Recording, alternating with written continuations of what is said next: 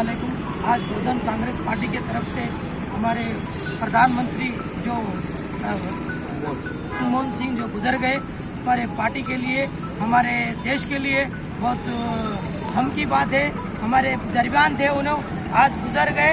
इसके लिए आज कांग्रेस पार्टी की तरफ से, मनमोहन सिंह की तरफ से आज उन्होंने गुजर गए बोल के आज उनका यहाँ पर हम सब पार्टी वाले गम मना रहे हैं कि उन्होंने रहे तो आज हमारा देश और आगे जाता था। अच्छे अच्छे स्कीम थे उनके पीरियड में और मनमोहन सिंह सबको लेके चलते थे, भेदभाव नहीं करते थे। ऐसे आदमी आना बोले तो हमारी किस्मत खराब हो जैसा हमारे दरमियान चले गए उन्होंने। उनके लिए हम आज पार्टी की तरफ से ये बनाया गया। మాజీ ప్రధాని మన్మోహన్ సింగ్ గారు అస్వస్థతకు గురై నిన్న రాత్రి 9:51 తుది శ్వాస విడవడం జరిగింది. ఆయన మరణానికి ఈరోజు బోధన్ పట్టణ కాంగ్రెస్ పార్టీ తరఫున బోధన్ శ్రేణులంతా ఘన నివాళులు అర్పించి మరి ఆత్మకు శాంతి చేకూరాలని చెప్పేసి ఆ భగవంతుని మేము కోరుచున్నాం. అయితే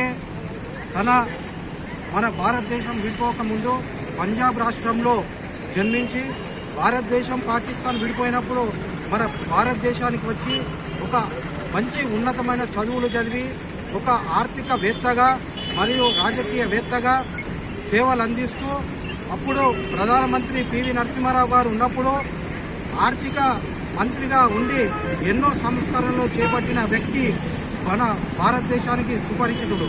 అట్లాంటి వ్యక్తి రేపు ప్రధానమంత్రి అయితే కూడా మన భారతదేశాన్ని ముందు నడిపిస్తాడనే ఒక ఉద్దేశంతో ఆ రోజు సోనియా గాంధీ మరియు రాహుల్ గాంధీ గారి యొక్క కుటుంబం, ఈ మన్మోహన్ సింగ్ వాళ్ళ కుటుంబం ప్రధానమంత్రి కాకుండా ఒక మన్మోహన్ సింగ్ ప్రధానమంత్రి ఇస్తే ఈ భారతదేశాన్ని ఒక నీతి నిజాయితీతోని మంచి సంస్కరణలతో నడిపిస్తాడని ఆయన మీద నమ్మకంతో ఆ రోజు ప్రధానమంత్రి పదవి చేపట్టడం జరిగింది.